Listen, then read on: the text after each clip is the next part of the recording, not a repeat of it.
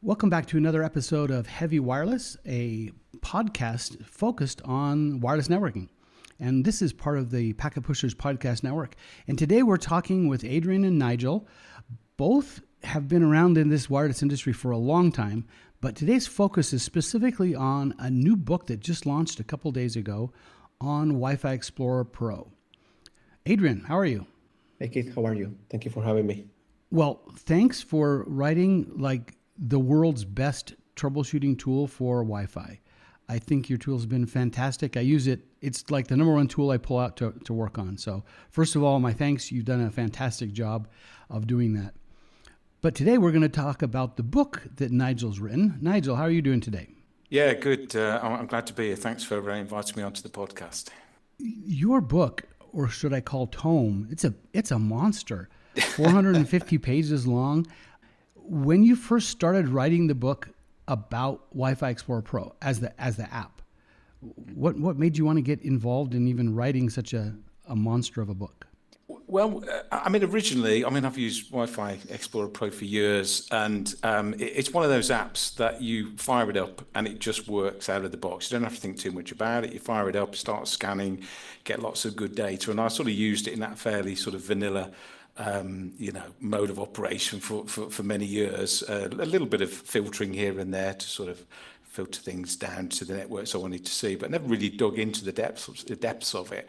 And then eventually I was working on the WLAN Pi project with Adrian, and we were looking at remote sensor options for Wi-Fi Explorer Pro using the WLAN Pi, and got to see under the hood a little bit more about how Wi-Fi Explorer Pro works, and started to dig more and more into all the various features that it's got. And I thought, well, there's probably a lot of people use it in the same sort of way, just the sort of very basic functions of it. And there's all these additional, advanced functionality which is available. And I thought it'd be really good, to put it all in one place. So you've got one definitive volume of information where you can look at every feature, every screenshot and every option, configuration option which is available. So that's what sort of kicked it off, really. I thought it'd be a really good subject for a book. So did you float the idea to Adrian about the book? Yeah. I actually wrote another book a couple of years ago. It was a MikroTik related book, and I thought I fancy having a go at another one. And the first topic I thought of was Wi-Fi Explorer Pro, and had a word with Adrian, and he sort of bought into it, which I was really pleased about. And then we sort of sat down together. Came up with a framework of all the different subjects and topics that we could cover.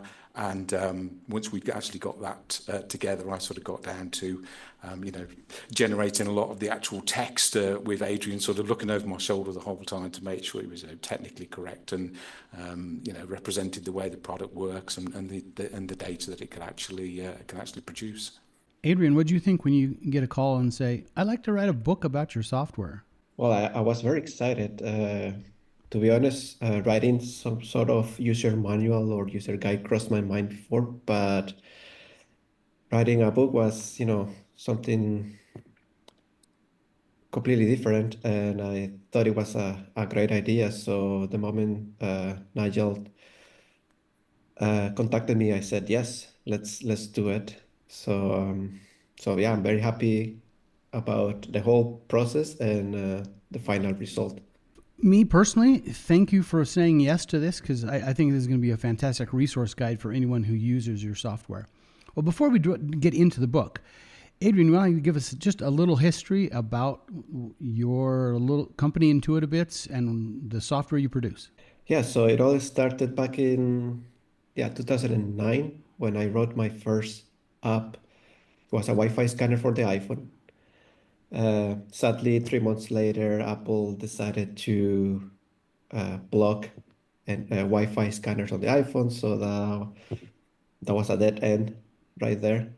Well, I want to thank you for that, because I was one of the few users in that 3 months. I got addicted to it. And then I even carried a jailbroken phone to continue using it for a while. Yes, that worked for a while, but then after a year or so, I said, well, let me try this on a desktop, on a Mac. So that's how I all started. Now, back then it was only a hobby for me. I had my job at a university. So it first started as a hobby. I started writing Wi-Fi Explorer. Then I got more and more involved because I mean, I thought I knew wireless.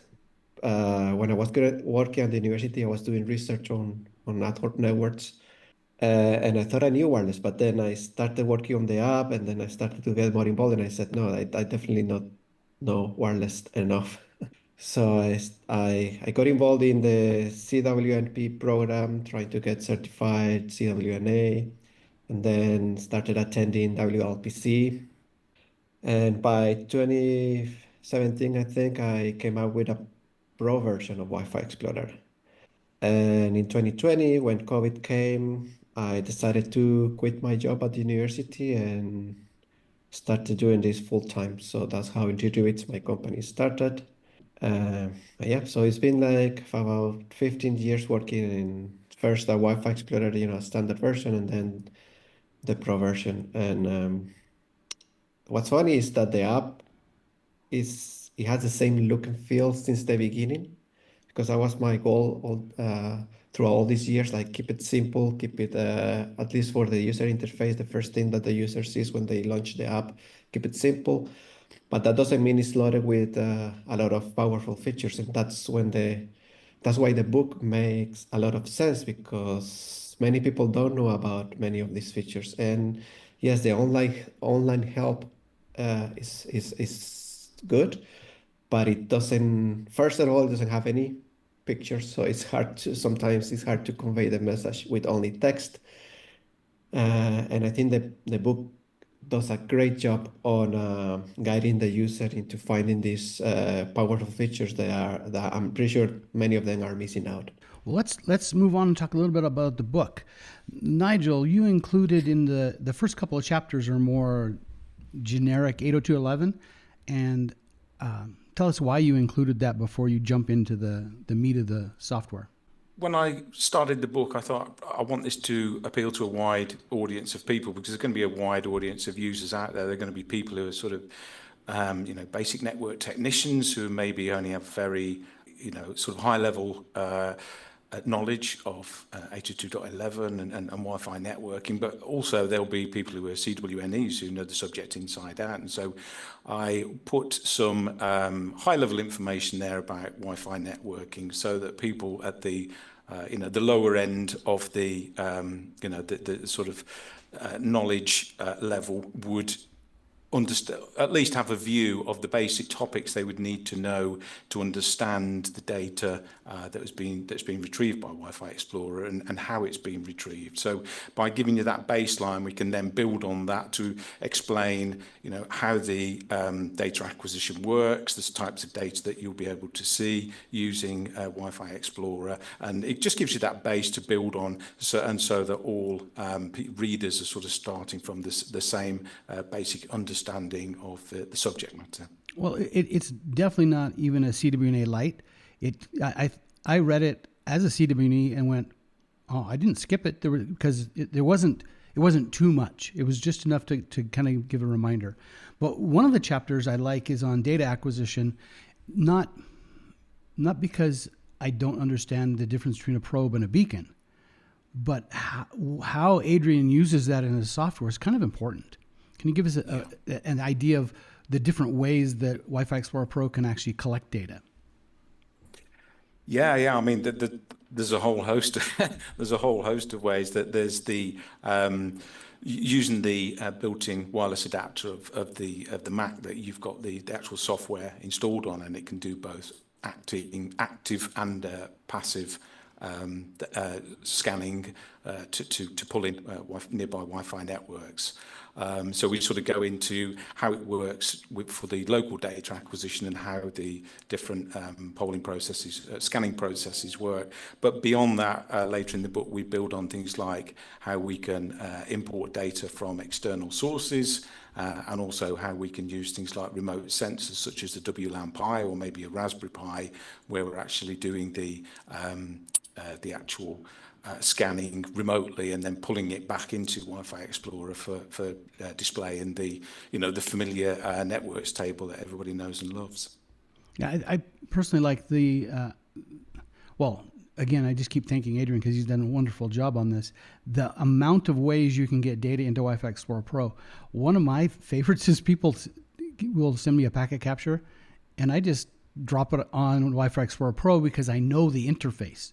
Once you know the interface, it's really easy to go, and it doesn't matter where it really came from. It could come from the local, it could come from active or passive, and I'm going to come back to active passive in a second, or any remote, but they just give me a PCAP and I just drop it in and my analysis process is the same either way. So anyway, so you covered that.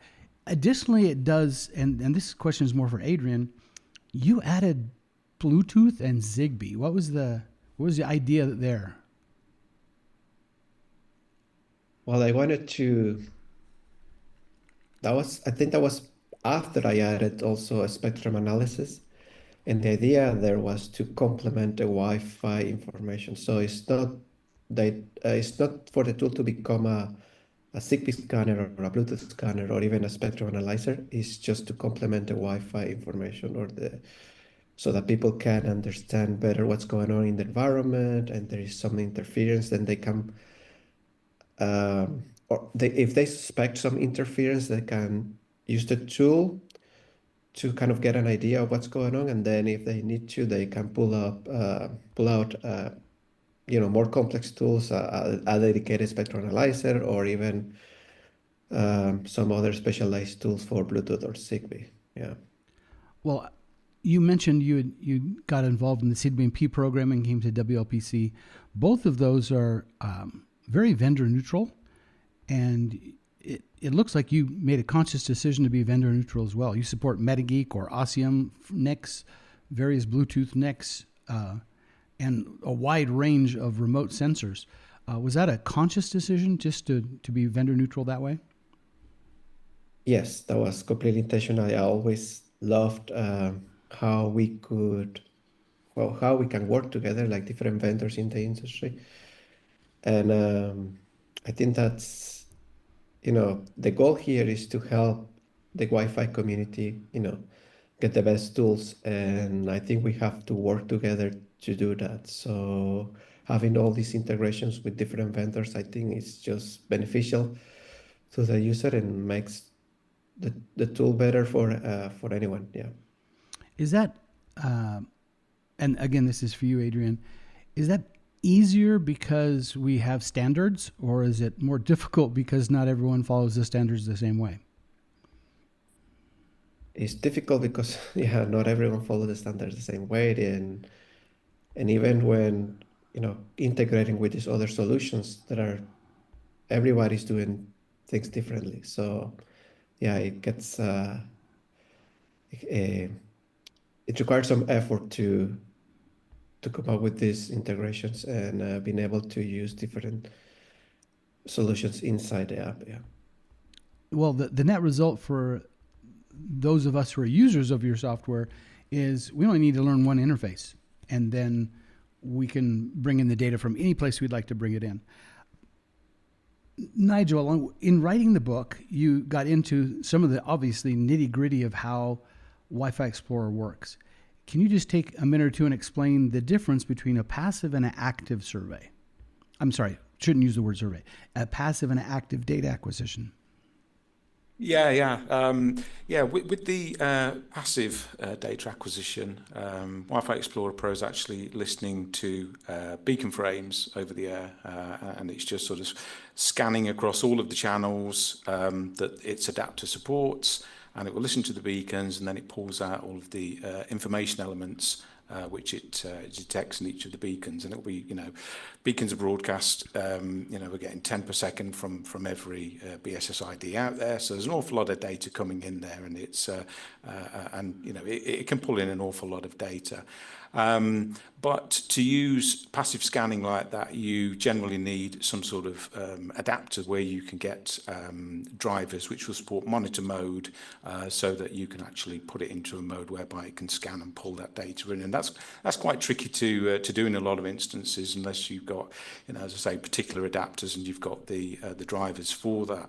But with active scanning, the wireless adapter will actually do off-channel scanning using probe requests. And it will actually see which networks will respond to those probe requests. And the actual information elements in probe request response is actually almost identical to what we get in beacons. But the good thing is that for active scanning, you don't need any special drivers. It's a sort of built-in function of most adapters. So in the case of Wi-Fi Explorer Pro, it will actually Adrian software actually switches the adapter to each of the channels which are supported, and it will do an active probe and just see all of the networks which will respond.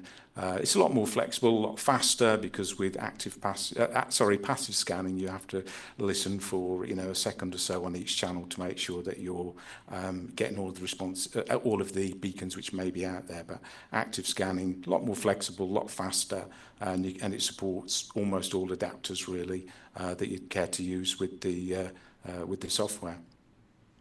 Well, Adrian, can you give us the details? Not anything proprietary, just what's the timing difference between an active and a passive? How much faster do you get if you choose active over passive? Yeah, so, well, of course, active is faster because the adapter doesn't have to wait, it sends the probe request and almost immediately gets the probe response, so it doesn't have to wait a lot of time listening on a specific channel. The passive is a little bit slower, but the difference is not much. Although active has, as Nigel said, a lot of advantages. You don't need monitor mode. You can stay connected to the wireless to a wireless network while you're doing the scan, and it's faster. The downside is that I don't have control over which channels are scanned. That's handled by macOS. With passive scanning, I set the interface in monitor mode, and then I can switch between channels, so I have some control of which channels I need to scan. So it is possible for me to say, for example, I don't want to scan the FS channels. I only want to go scan the other subset of the 5 gigahertz band, things like that. Talking about drivers, at least we inferred it a little bit. You, in the last, probably year and a half or so, have been working on a Windows version. You spent, obviously, the last decade or more developing on Mac OS.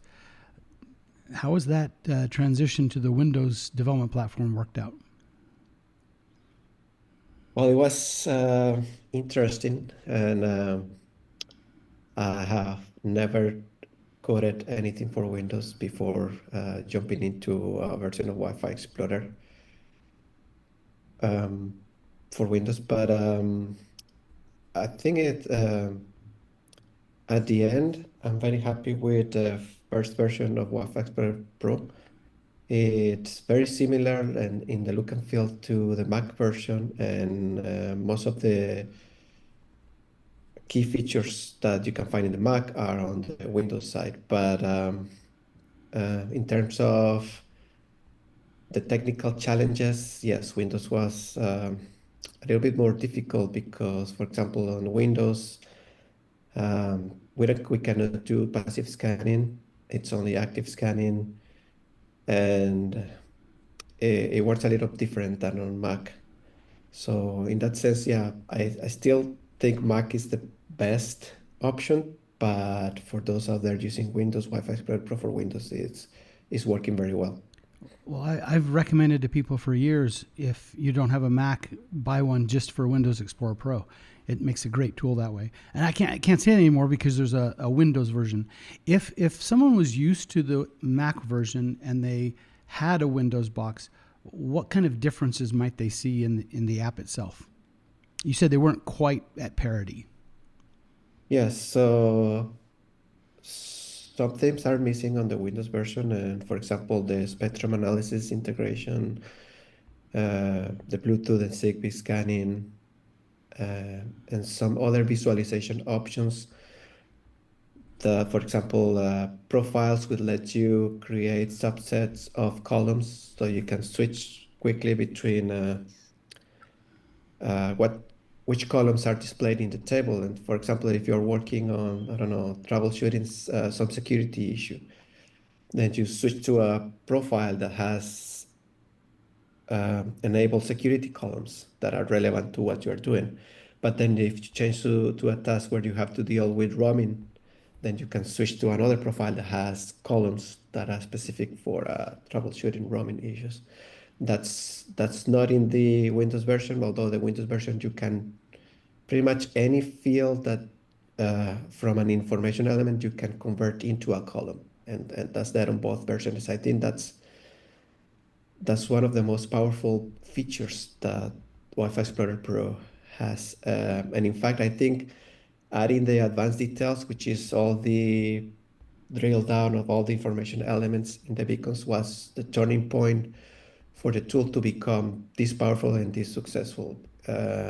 Not having to do a capture and open the capture in Wireshark and then go there and find information, but instead you just launch Wi-Fi Explorer and right there you have access to all the information elements. I think that's the most powerful feature that the tool has. Well, I remember a couple of years ago, the both of us were in Atlanta for Devin's initial wireless adjuster course, and you were sitting on the right side of the room, I was sitting on the left side of the room, and Devin was teaching how you can use a scanner to do most of the features you'd want to do in troubleshooting, and he drilled down inside a frame, inside advanced details, which is fantastic, and he asked you, I'd like to turn this into a column. Like the next day you came back and said, oh, I got that working. Do you remember that? Yes, I remember. That was a pretty productive class because not only I was able to see the impact of the software, but also a lot of features came out from that class. One of them was being able to create columns out of any field, and the other one I think was to be able to fix a column to the left side of the table, and so that when you scroll horizontally, you don't lose sight of that column. For example, you can pin the BSSID column, and then when you're scrolling across the table, looking for values on different columns, then you can keep track of which network you are looking at. And that's important because the most columns you add to the table, the more difficult it is to keep track of which networks you are especially if you have a small investigating. computer. Yeah, especially if you have a small screen. So that was a very interesting class, and it opened my eyes in the sense that when he said that 80%, not only said but proved that almost 80% of issues can be identified with a Wi-Fi scanner.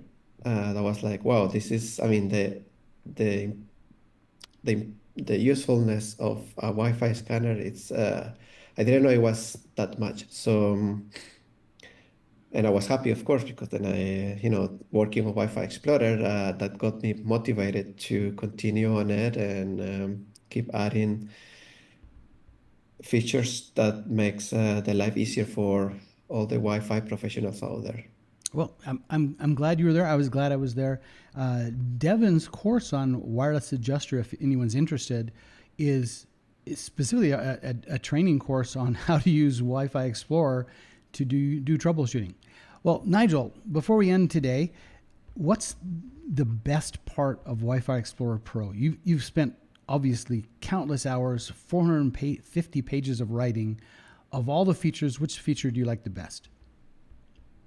I think I really love looking at the remote sensors because of my time with the WLAN Pi project, and I just find it really cool that you can just have a sensor remotely and drag all the data back. But one thing that Adrian brought out recently was a program for the Android platform called Wi-Fi Sensor, and it's a really small piece of code.